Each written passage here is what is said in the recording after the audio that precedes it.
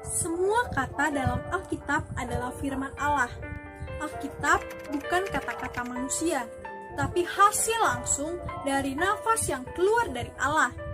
Diilhamkan oleh Allah sendiri kepada penulis. Seperti yang tertulis di 2 Timotius 3 ayat 16, segala tulisan yang diilhamkan oleh Allah bermanfaat untuk mengajar, menyatakan kesalahan, memperbaiki kelakuan, dan mendidik orang dalam kebenaran. Alkitab adalah firman Allah atau perkataan Allah. Alkitab diilhamkan oleh Allah dan Alkitab adalah firman yang datang dari Allah sendiri. Ketika kita tidak mempercayai atau tidak mematuhi Alkitab, itu sama saja dengan kita tidak mempercayai atau tidak taat kepada Allah. Kalau kita percaya kepada Allah, tentunya kita akan mematuhi perkataannya. Alkitab berotoritas karena Alkitab benar, tidak salah.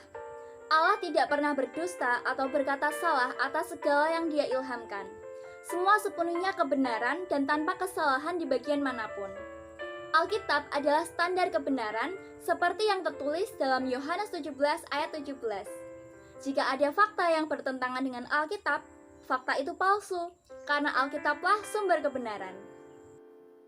Alkitab yang berisi firman Allah itu sudah cukup dan lengkap untuk menjelaskan apa itu kebenaran. Bukan hanya masa lalu saja, tapi masa kini ataupun masa yang akan datang. Alkitab itu cukup untuk menjelaskan kebenaran. Hal ini karena Alkitab merupakan yang diilhamkan oleh Allah itu sendiri. Allah yang merupakan kebenaran dan tidak akan pernah salah. Sehingga baik itu masa lalu, masa depan ataupun masa yang akan datang, Alkitab itu cukup untuk menjelaskan keselamatan. Kita harus terus mengingat bahwa kita memiliki firman Tuhan di dalam Alkitab. Kita jangan mencoba untuk memperbaikinya karena hal ini tidak dapat dilakukan. Sebaliknya, kita harus terus mengingat bahwa kita sebagai manusia dan orang percaya harus mempercayai, memahami, dan mematuhinya dengan segenap hati kita. Atribut pertama adalah incommunicable, yaitu atribut yang hanya dimiliki oleh Allah, di mana Allah adalah Allah yang absolut, Allah yang bebas dari ikatan, batasan, dan ketentuan. Allah tidak berawal dan tidak berakhir. Allah penguasa tertinggi atas segalanya. Tidak ada yang dapat membatasi Allah karena segalanya diciptakan oleh Allah. Allah tidak mungkin dibatasi oleh yang lain karena yang lain adalah ciptaan Allah. Self-existence of God. Allah itu ada dari dirinya sendiri. Allah tidak diciptakan. Karena itu Allah independen, tidak bergantung, tidak terikat pada apapun. Justru segala sesuatu bergantung pada Allah.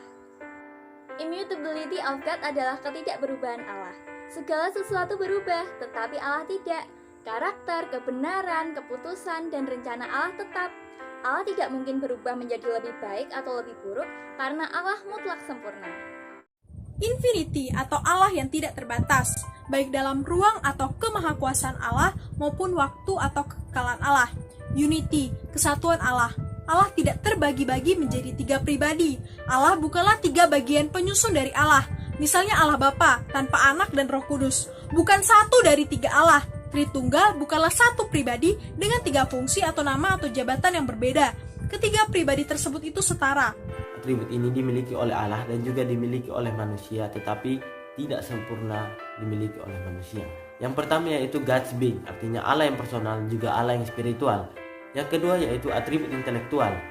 Yang pertama dari atribut intelektual yaitu pengetahuan, di mana manusia memiliki pengetahuan yang terbatas, sedangkan Allah memiliki pengetahuan yang tidak terbatas, lengkap, tidak bertambah dan tidak berkurang.